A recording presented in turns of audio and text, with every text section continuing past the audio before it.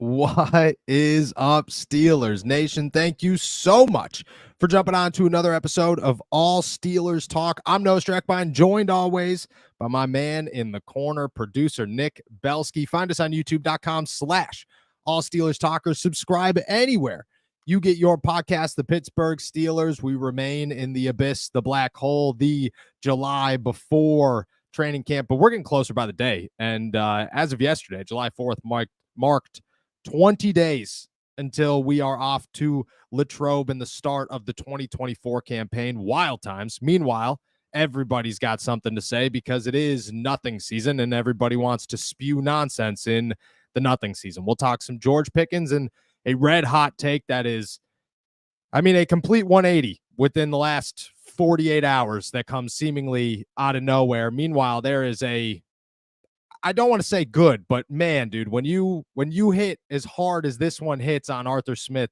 I think it has to be talked about. And then as always, we will dive into your questions. So make sure that you're tossing them in the chat. Love finishing the show, every show, by answering all of your questions before we head out of here. Nick, hope you had a good 4th. Hope everybody had a good 4th of July. How you feeling, my friend?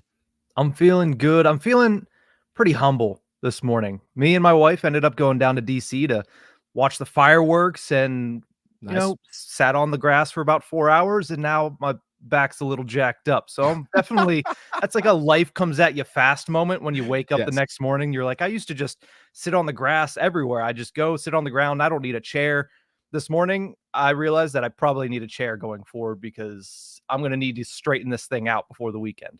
Dude, 4 hours on the grass is a long time to be sitting. It's a lot. I don't think I'd have the butt. I think I'd stand up. It would just be numb from hips down. That's crazy. And you were golfing tomorrow. So best of luck, my friend. Yeah, today we're going golfing. So I gotta get it straightened out.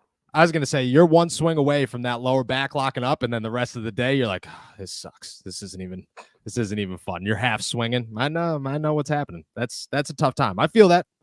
Can't act like we're getting old by the day. It's just the body's deteriorating. How old are you? You're 27? I'm 27. Yep. 27, dude. I'm sure there's people that are gonna look at me and be like, oh, come on now. But still, life comes at you fast. Comes at you fast. Comes at you so fast. We understand. I'm sure everybody in the comments understands as well. I did not do that. I stayed content. I did show up to a 4th of July party yesterday. Was happy to be there. Showed up. Hey, no, you want a beer? Tell me how un-American this is. Or maybe super American. I don't know. Hey, no, you want a beer? Yeah, got a beer. What do you got? All we have is ranch water. I don't know what ranch water is. Oh, it's water alcohol. Oh, that's not American. That's not 4th of July. That's not something I was looking for. They also only had pizza as food to eat on the 4th. Yeah, I was critical of this. Grateful. It was the in-laws, so I can only be so critical. But, ranch water and pizza. Yeah, tread lightly there now that I know who it was, but definitely an interesting menu. Yeah. Nah, I made it known. There was cake, so it made up for it. But there you hope go. everybody had a couple of dogs, couple of burgers, and some actual beer. Didn't hurt your back like Nick. Let's talk about some Pittsburgh Steelers football. We'll start with a 180 take, complete flip of the switch here on Pittsburgh Steelers wide receiver George Pickens. I think it was 2 days ago, 3 days ago. We're talking about George Pickens being the most overrated or underappreciated member of the Pittsburgh Steelers, a guy that I think I could argue, and we named others as well, but George Pickens topped that list in my list, at least in my head. 48, 60 hours later, I don't know how long ago it was, he's been named the most overrated player on the Pittsburgh Steelers. This is what Pro Football Network said on George Pickens. Quote, surprise, another wide receiver from the 2022 NFL draft has landed on the list. It feels like we've been waiting an eternity for George Pickens to have a breakout season for the Pittsburgh Steelers. Yet he's only heading into his 3rd NFL season. Following Russell Wilson's arrival in Pittsburgh, Pickens will be playing with easily the most talented quarterback he's had throwing to him at the next level. Now we'll wait and see if Pickens can finally put it all together on the field and live up to the hype. I just Oh, they continue. There's more here. Despite playing with multiple quarterbacks, Pickens, I don't know how that's an argument. Despite playing with multiple quarterbacks, Pickens still surpassed 1,000 yards for Pittsburgh in 2023. That production also came amid an offensive coordinator change. Most astonishing is that his average yards per catch skyrocketed to 18.1 in 23. First off, let's just address how all over the board this hot take is. Pickens is overrated. Oh, but also he had nobody throwing him the football and Matt Canada as his offensive coordinator, and he actually didn't play terrible by the end of the season. Doesn't make much sense to me. I'll say this. Anybody who's sitting around saying George Pickens is underrated is jumping the gun tremendously. Tremendously. There are a lot of players that you could say are overrated in the NFL. A ton of them. I don't know if I'd sit here and say any third-year player in the NFL is overrated. It's way too early in a career. If you were the number one pick in the draft, signed a massive deal heading into your third year, like Kyler Murray did a couple of years ago, and you didn't do nearly as much as people expected you to do, okay, yeah, we could have an overrated discussion. George Pickens has had almost no help at quarterback, negative help, hurtful help at offensive coordinator, and has still done, I mean, in my book, a pretty good job. 1,000 yards last season, 195-yard game as a wide receiver 1 with 2 touchdowns against the Bengals. 4, I believe, maybe 5 100-yard games in 2023. I don't know if overrated is the word. I get that he's got a ton of a ton of hype surrounding him. And after his rookie season, really after training camp, after he did what he could do in training camp his rookie year, we set these massive expectations for him. I think this is the first year that he gets an opportunity to show those expectations in an offense that works with him. Anybody who's watched the Steelers offense over the last couple of years and said, George Pickens, man, he's getting all the help in the world. They're just doing everything they can to help this guy, and he is hurting himself. Well, I don't think you were watching the same Steelers games that I was. So I'm not saying overrated. I think it's wild to toss him in that category. Agree, disagree? Am I overhyping maybe the overhype of the overrated list? You 100% hit the nail on the head when you mentioned George Pickens' rookie. You could say training camp. You could say the first day of OTAs. This is what happens when the expectations skyrocket because you do as many impressive things as George Pickens did as a rookie in training camp before he even stepped foot onto an NFL field for a regular season game. And that's all this is, because all the stories came out, all of the clips came out, and the national media automatically said, you know what this is? This is a superstar in the making. And then they, fall out of it. They just look every once in a while. And then their take is when they look at the spreadsheets in July, because we're so far separated from the games, they say, oh, okay, George Pickens overrated. I can see how that is because he's never had a breakout season. This is his third year. And as you mentioned, his first year with actually a pretty good situation. I think the one thing that guy got right in his take is this is a big year to wait and see what he's able to do and if he can become a true top 10 in the NFL receiver. Because I think the skill set is there. The ceiling is there. Now it's just time for him to put it all together. Yeah, I agree. This is year 3. This is the big time. He's got a quarterback. He's got an offensive coordinator. He's got a system in place. He's comfortable with the NFL. He's had a 1,000-yard season, even with some rough quarterback play. It's all here. I agree 100%. This is year 3. This is the big one. Step up, become a superstar. And I think he's got all the expectations to do so. I have a hard time sitting around, and maybe that's not the point of this story. Maybe they didn't toss it out there to say George Pickens isn't going to live up to the hype. But if you label somebody overrated, it sounds like they're not going to live up to the hype. I look at George Pickens as a guy that I expect to exceed. I expect to have a big year in Pittsburgh this season, unless everything goes to hell. If you look at the Pittsburgh Steelers and at the end of 2024, the running game sucks, the quarterback play sucks, Arthur Smith sucks, the receiving game sucks, everybody, you just got a clean house. Okay, then I expect all of that. But I don't expect George Pickens to be the piece of the puzzle or the piece of the offense that you're looking at going, that guy didn't live up to the expectations. That guy stunk in 2024. There are a lot of candidates in Pittsburgh to not be the guy that they're expected to be. And maybe George Pickens is one of those candidates. I have a hard time believing he's going to be somebody who doesn't live up to the hype. Even without a wide receiver 2, even without any help, I still think George is a guy that this offense relies on so much so that he does have a good year and is able to do a lot of things. It just feels like this list is like, oh, George isn't going to do it, man. This is the fall off year. This is the end of George Pickens. If George Pickens is 1,200-yard receiver with 5-6 touchdowns, that's a good year. That's a good, maybe in George Pickens standards, that's not a good year. In NFL standards, that's pretty good. And I don't know, overrated. Wild take in my eyes. Wild way to start off this morning. Go ahead. Yeah, and I have a question for you. Then this is because it kind of feels like another guy on the Steelers offense that we typically have conversations about is one day there's a story or a take that he's really good, and next day there's a story or a take that he's overrated. I think the big question here is who's more polarizing on the Steelers offense, George Pickens or Najee Harris? Oh, Najee Harris, I think. It's Najee Harris. But I think it's Najee Harris. Comparable though. Oh, it's terrible. It's terrible. And Deontay Johnson was the guy before that. He was the worst of the three because there are select guys, and I hope George is not in the fan base. In the fan base's side of things, it is not you have to defend George Pickens. Steelers fans know that George Pickens is George Pickens. He is the guy. You have other guys that, especially in the George is in the national media, Najee's in the national media, where just like you said, polarizing. They are a name that one day, oh, this guy's phenomenal. Another day, this guy stinks. He averages 3.5 yards a carry. Who cares if he gets 1,000 yards? It's like, yeah, all right. He also led the league in explosive runs last season, but we'll just ignore that fact. George is putting himself in that list. That's all right though, because Steelers Nation is. You get a guy like that, they're going to defend him. And that's, it's Steelers Nation versus the world in the George Pickens war. And I think Steelers Nation is going to come out on top. And I think George Pickens is going to help that. I think he's going to help that cause by going off and having a great year. Yeah, he's definitely added himself to that list. It's unfortunate because I think George is going to be a monster this season.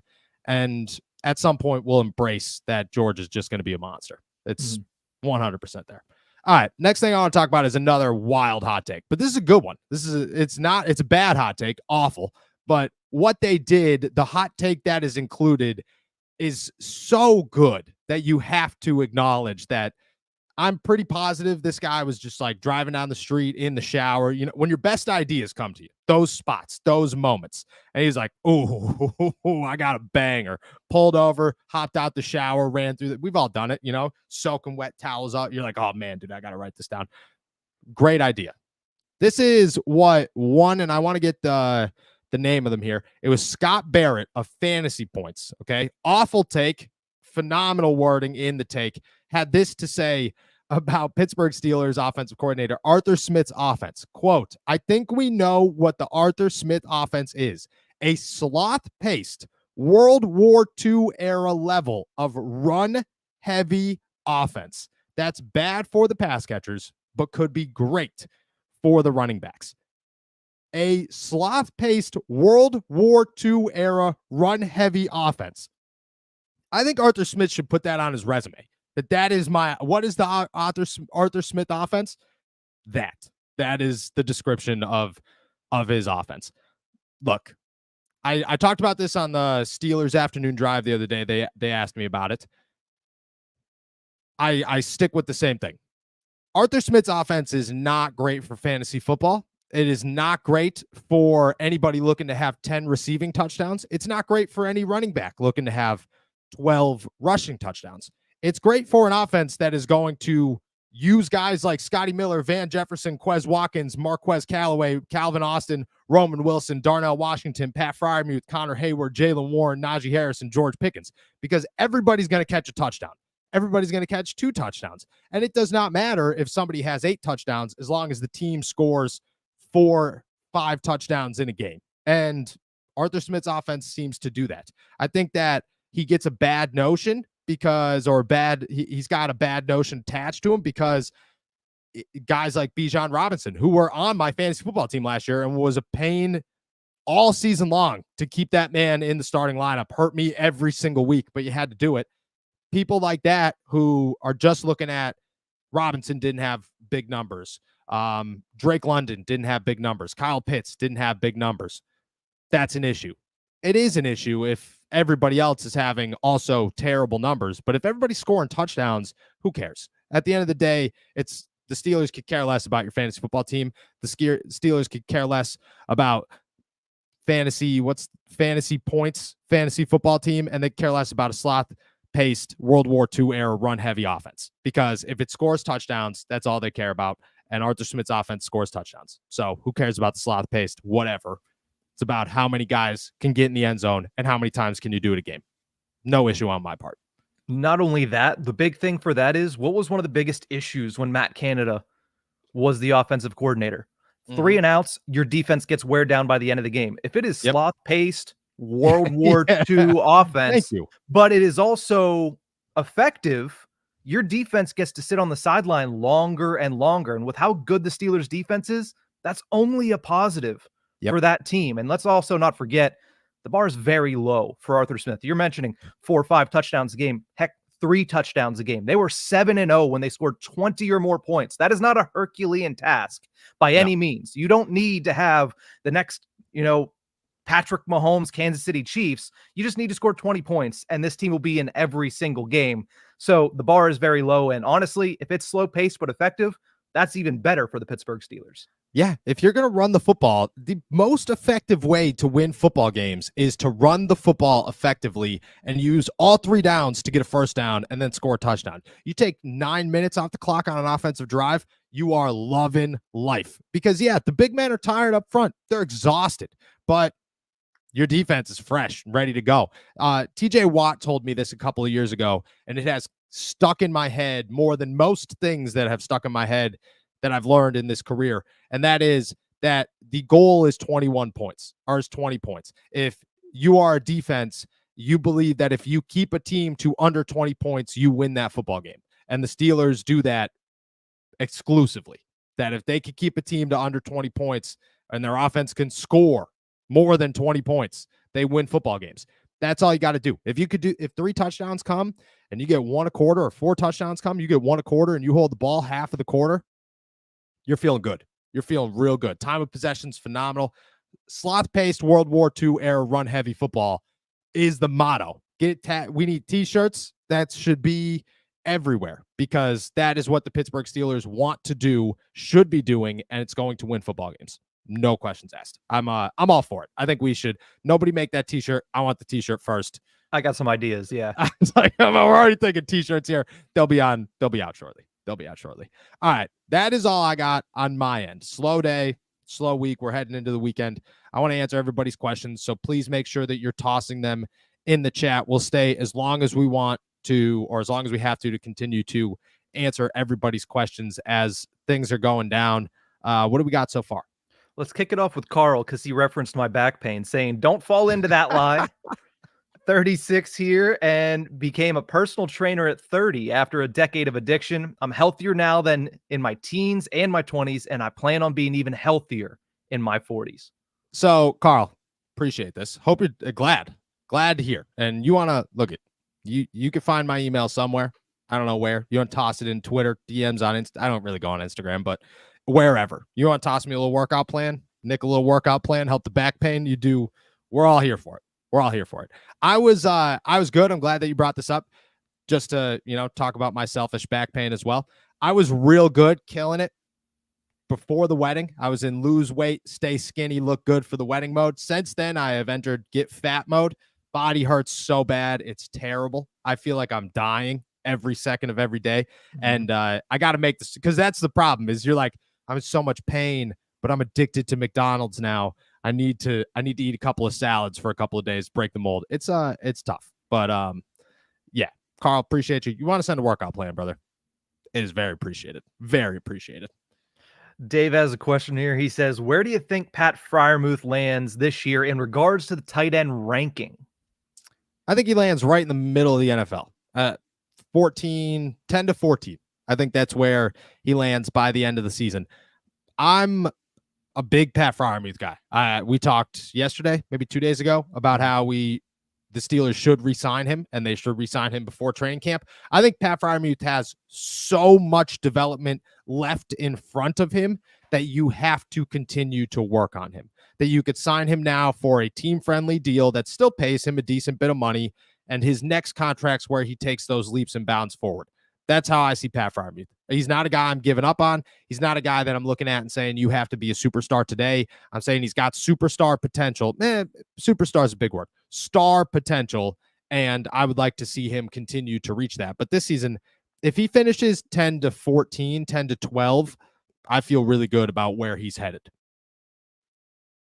Let's move over and answer Chris's question first here. He says, Noah, I think running a 2 tight end set helps the run game and creates mismatches in the pass game. Are there any tight ends, the Steelers could trade for? I don't know why you would want to trade for a tight end. I think 2 tight end sets help a ton, but the Steelers have 2 tight ends in Pat Freiermuth and Darnell Washington. I get it. Pat's got to take a step forward, but if you're going to keep a guy like McCole Pruitt, who played for Atlanta last year, he's a big blocking tight end. Then you got 2 blocking tight ends. If you're going to keep Connor Hayward as well, then you have 2 pass catching tight ends. If you're going to keep Rodney Williams, then you have 2 pass catching tight ends. I think they have the options. I don't think they need to go make a big tight end trade because they have enough in place right now to make it work. I think the Steelers are going to run 2 tight end sets all the time this season. That is going to be a massive part of their offense. And I see Darnell Washington being heavily involved and continuing to grow into whatever he can grow into as a pass catcher. I don't have high expectations for that, but just to be on the field more, I think that's coming for the Steelers. James wants to know, and we talked about this a little bit earlier this week, status of Cam re-signing with the Pittsburgh Steelers. Not looking super good right now. If I'm somebody hoping the Steelers re-sign or extend Cam Hayward, I don't think I would hold on to that as tightly as we were hoping at the beginning of all this. The way I look at it is there's something going on there. There's some reason that the Steelers and Cam don't have a contract extension already in place. It's probably the number of years. Alan Saunders of Steelers Now reported that they're in a sticking point. I don't really know what that means, but we're going to guess that it's the difference between 2 and 3 years on a contract extension. It comes down to, is Cam willing to kind of budge? Because I don't think the Steelers are going to budge. So is Cam determined to play until 38, 39 years old and willing to go somewhere else for more money, or is he willing to budge? And I hate to put that on Cam because I think he deserves another contract and to retire with the Pittsburgh Steelers, but it's just unfortunate timing, and it's a business at the end of the day. So I'm not feeling super helpful or super hopeful that a deal gets done before the season. Panda Games wants to know, how do you guys feel about re-signing wide receiver James Washington? James Washington is a very interesting and very random name. Like the question, Nick, can you look up what James Washington's stats have been since he left Pittsburgh? Because I don't even know if he's played in more than 5 games since he's left Pittsburgh. I will say I thought James Washington had some potential as a wide receiver 4, wide receiver 5 in the NFL. Could have did a little bit more if he was in a better offensive system, but he wasn't in a better offensive system. I don't know. He never panned out. He was kind of an exclusive deep threat who, by the end of it, couldn't outrun everybody and didn't have the strongest hands, even though he was a farmer. I will say this. One time I drove past his farm in Pittsburgh. I think it took me a half hour just to drive the length of the farm because I at least I think it was his farm. It's just big, giant plaque, Washington Farm. And I was like, ooh, this has got to be James's farm. I knew where it was. So I was like, all right, this has got to be James's farm. It was during COVID. And I just started driving down this road, dude. I think it took me a half hour to drive through the whole length of the farm. It was crazy. What was his stats? He has played in 2 games since leaving the Steelers organization. In those 2 games, 2 targets, no interceptions. Yeah. So I'm not no receptions. No receptions. Yeah. I'm not feeling good about the re-signing of James Washington. I think Juju Smith-Schuster is more likely to happen. I think James might be on his way out, unfortunately. Dealt with some injuries, never really got going. Hopefully he gets a shot somewhere. I thought he was a good dude. Just never really worked out. Aaron Ball wants to know, with the sloth type offense, where could you all see our offense ranked in 2024? I think the Steelers offense, when it comes to it, I mean, we'll just break it into the 3 big categories, and that's scoring, offense, or rushing yards and passing yards. I think rushing yards, you can be top 10, top 12 in the NFL, and that should be really no issue for the Steelers, especially with Arthur Smith's offense, especially with the offensive line and with Najee Harris and Jaylen Warren and maybe Cordero Patterson. I'm saying top 10, maybe top 12. I would say I'm leaning more towards the top 10. Passing yards, if you're in the top 20, you're not upset about it. You're not looking at a very strong receiving core. You're not looking at a guaranteed A+ at quarterback in Russell Wilson or Justin Fields. But if you could stay top 20 and finish anywhere in the top 15 of scoring, top 12 of scoring with a top 5 defense, that's a good team. Like you've done good enough to win some games. Top 15 offenses in the league when it comes to scoring typically score at least 21 points a game. So if you're in the top 15 and in the top 10 in rushing, you've done all right. I feel good about it, especially if your defense is as good as they appear that they're going to be. Our resident Kyle Allen fan has a question here. Humberto wants to know who's better, Ryan Tannehill or Kyle Allen? Ryan Tannehill, easy. I mean, no questions asked. Ryan Tannehill. Kyle Allen is younger. Makes a lot more sense to have Kyle Allen than Ryan Tannehill. Ryan Tannehill is probably not looking for a quarterback 3 job. He's probably looking for a quarterback 2 job with some potential to be a quarterback 1 at some point during the season. Kyle Allen just makes sense as your QB3, be on the practice squad, be active during games type guy. But Ryan Tannehill, without question, former comeback player of the year. He's getting old. I get it. Former comeback player of the year. Kyle Brown wants to know on the Cam Hayward front, if we don't sign Cam, what trade value does he have if that's an option? I don't think the Steelers would trade Cam Hayward simply because they don't have a replacement option for him. You're not going to get rid of Cam Hayward and then keep or move Dean Lowry into the starting lineup or Montravius Adams or Isaiah Loudermilk. There is just nobody to replace Cam Hayward. That's the only issue there. If they did, you could probably get a 3rd-round pick for Cam Hayward. 2 years ago, you're getting potentially like a 1st, 2nd-round pick for Cam Hayward, but at 35 years old, the value goes down. But I still think it's high. I just don't think the Steelers would think about it because Cam's not gonna. They're not gonna make it ugly. Cam might make it ugly because he's got a podcast and a voice, and in today's day and age, that's nothing against Cam. I'm not trying to say Cam's an issue there. I'm just saying that it's not the Hines Ward crying at the podium trying to let you guys know, hey, I was forced into this, or Ben sneaking a comment on the radio or something like that. He's got a bigger platform, so he's allowed to make things known. But I don't think a trade's going to happen.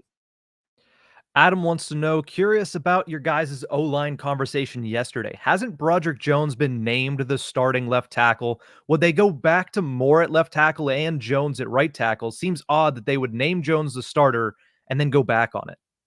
They did not name Jones the starter. I know the article that you're talking about, and I believe it was from a blog that I would not trust. I want to say it was Steyer. I'm thinking it was Steyer Nation. It's, you guys think it's Steeler Nation, but it's actually an I. And you can look it up. It's true. But they have not named him the starting left tackle. They're working both of them at both sides. It's believed that Broderick is the favorite to start at left tackle, and it should be believed that Broderick is the favorite to start at left tackle. I know where that, misquote came from in that story. It came from Mark Caboli, and he was saying that most likely Broderick Jones is going to play left tackle. I think I agreed with that at the time. Where we stand now, I mean, we just had the conversation of, would it be worse for Dan Moore to play right tackle or to let Troy Fautanu just possibly burn in the fire? Would they go back to Moore at left tackle and Jones at right tackle? Yes, 100%. We got a sports betting question here. Are you over or under Justin Fields passing for 500 yards in this year's regular season? Under, but if it was like 200 yards, I might take the over.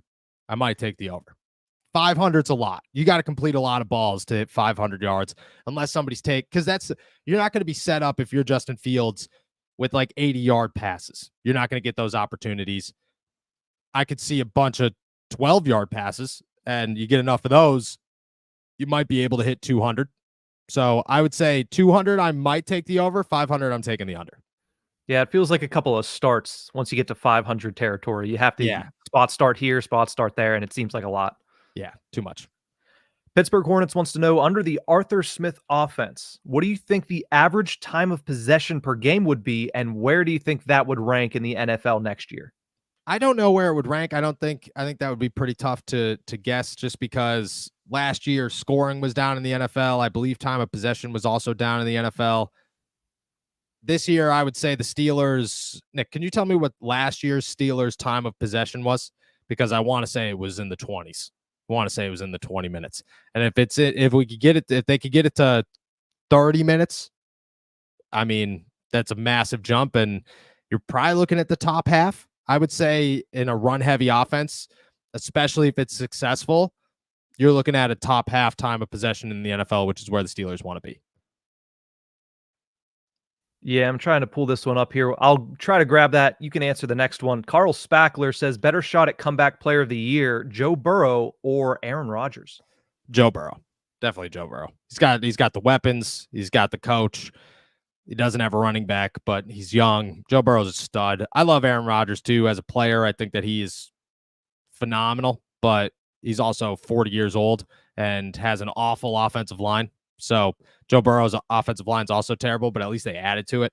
I'm gonna go Joe Burrow. I feel good about the Joe Burrow conversation. It's not good for the Pittsburgh Steelers, but they'll have to deal with it. By the way, on that time of possession, Pittsburgh ranked 20th in the NFL last year with just under 30 minutes, 29 minutes, 28 seconds on average per game. Yeah, I could see them being 35, 36 minutes a game and in the top half. I think that's where they'd fall. Let's move on over to Aaron Ball's question. Says, if we do trade for a wide receiver, will the play calling end up looking any different going into the season? Yes, you'd have to imagine, right? You'd have to imagine they're throwing the football more and they're going to aim for both Pickens and whoever else. But that's the thing with Arthur Smith is we talked about it at the beginning of the show, or with the World War II sloth-paced offenses. It's a lot of everybody. You're going to get a lot of everybody on this offense. It doesn't matter if Brandon Ayuk and George Pickens are headlining the show. You're still going to get your Scotty Miller and your Calvin Austin and your Roman Wilson and your Pat Freiermuth. You're going to get all those guys involved, and that's what makes Arthur Smith a good offensive coordinator. I will say this, that his last year in Tennessee, A.J. Brown was an animal, and Corey Davis wasn't far behind from being an animal, with Derrick Henry and Jonnu Smith being absolute studs. So if you want to go off that, George Pickens and, let's say, a Brandon Ayuk are going to have a massive year, but I don't know, because the past couple of years it's been how many guys can you get involved, and I think that is the game plan right now in Pittsburgh. Adam Carson goes back and adds a little qualifier to the Justin Fields over-under. He says over-under 500 all-purpose yards. Oh, I'd go over on the 500 all-purpose yards. Definitely. That's Justin Fields is going to touch the football. He's going to touch the football this season. There's no way he's not 500 all. There was a streak 2 years ago. It wasn't last season. It was 2 years ago, where Justin Fields over rushing yards was the easiest bet on FanDuel by a mile. And they used to try as hard as possible to make it difficult to bet it. They jacked that thing up to 90 yards. Easiest hit in the book every single week. The Steelers, all they got to do is get them out loose a couple of times a game, and that's going to happen. So I'm going over. That's a good one. I'm going over. Broderick Wallace wants to know, does Russell Wilson throw more touchdowns this season? Had 26 last year with the Denver Broncos. Yeah, I'm going to say yes. I think he was on pace for 30 at least if he wasn't benched in Denver. I'd say he's a 30 touchdown plus if he starts all 17 games for Pittsburgh this season. I thought Russell Wilson looked pretty good last year. I was not there are some tangible things. It's not he's throwing bad footballs. It's he's ignoring the middle of the field. It's he's forcing sacks, that kind of stuff. If you get that under control, the rest of it's there. Russell Wilson's a good quarterback, and he throws a good football, and I expect 30 touchdowns this year. Got a couple wide receiver questions here. The Slim Flippers says, any chance on getting CeeDee Lamb? I don't think CeeDee Lamb's an option. That being said, I wrote an article this week that basically just said, hey, this is what's happening with CeeDee Lamb. This is all the storylines revolving around him right now, because I know he's a hot topic of conversation for the Steelers. Quite frankly, with Omar Khan in-house, anything is possible at any time. You never know what's going to go down. And if they were willing to pay a boatload of money for Brandon Ayuk, what's the difference? I get Brandon Ayuk's a better wide receiver than CeeDee Lamb, but CeeDee Lamb had 1,700 yards and 12 touchdowns last season. He's 25 years old, just turned 25 years old. I'm not going to say no. I don't feel like it's an option, but with Omar Khan, anything's on the table at all times. Last question we have as of right now says, are we really rolling with this wide receiver core for the year? So do you foresee still another receiver coming in here before the start of the season? Yeah, 100%. I think we're, and I mentioned this week, is we're in the down period right now. It's the best time to make a trade was during the NFL draft. It didn't happen. Now we got to wait until the beginning of training camp. When guys start holding out, that will be the next time that the door opens. If nothing happens there, it will be right before the regular season when teams are starting to realize, if we do not get a deal done today, tomorrow, or the next day, we are going to go a year without Brandon Ayuk or without CeeDee Lamb or without Cortland Sutton or so on and so forth. That is when the window becomes open once again. So you have 2 more shots before the regular season to get something done. I think the Steelers will be hunting for a wide receiver during both of those times. It's just a matter of who, what name, and what it's going to cost. But like I said, with Omar Khan in-house, anything is on the table and is always on the table. That man is aggressive, and I think it could happen. I still stand pretty firmly that it's going to happen. Let's go with a hypothetical right here. T. Higgins, middle of the season. Yeah. If something happens to the Cincinnati Bengals, he's on obviously that 1-year deal, and the Bengals fall off the face of the earth. Do you think there's a way that he gets moved? Maybe not necessarily to the Steelers, but do you think there's a way that T. Higgins ends up getting moved? Yeah, if the Bengals stink and they could get a first-round draft pick for him in the middle of the year, definitely. That's not going to be to Pittsburgh, though. I don't think the Steelers would even consider a first-round pick for T. Higgins. I don't think Joe Burrow would have to go down. Jake Browning would have to be terrible. Jamar Chase might have to go down as well. Like, it'd have to be an absolute, it's over, season's done, wrap it up, we'll try again next year. I don't think it's going to happen. And the Steelers, there's no chance. Like, there's no, because even if at that point the Bengals have given up, okay, they are not trying to put themselves in a situation where the year after, when they're competing for the AFC North again, they have to face T. Higgins twice a year. They don't want to do that. So the Steelers, no chance. Anywhere, yeah, definitely on the table, but I would say a lot has to go down. A lot.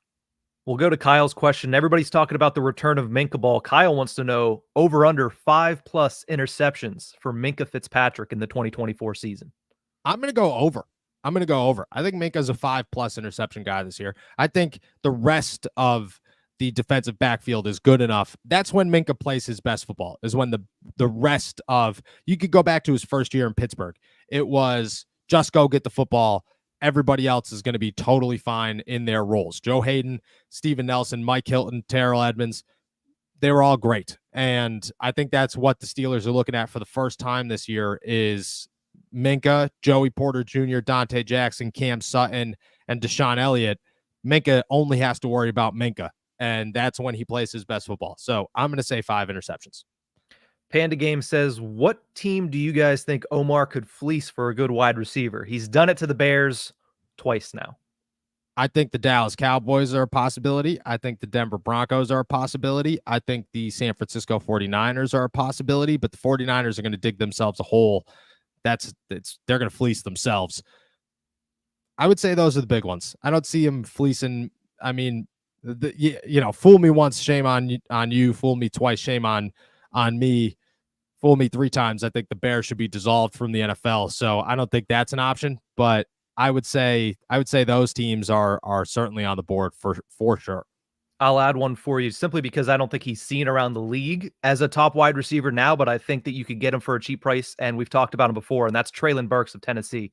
If they end up not being able to find a spot for him in Brian Callahan's offense, and they're looking to offload him, I think that he, in a new position, in a fresh start, I think he could be really good for the Steelers. what's a fleece there? What do you consider a fleece? You get him for a low round pick simply because the Titans really don't have any leverage to trade him at this moment in time. And also the overall thought on Treylon Burks is that he has been underwhelming as opposed to the other side of things since he came into the NFL. Yeah. So like a 6th round pick, 7th round pick for him. But again, that would be a fleece. It'd have to get to a point where Tennessee would be willing to give that up. Yeah. Yeah. I like that. I think that's a good one. Hollywood 931 says, if the defense is as dominant as we think it would be, how many sacks would TJ Watt have to be defensive player of the year? I don't know how many pressures does Myles Garrett have at the same time. Like, it just doesn't make, I know where you're going with this. It doesn't make any sense to me.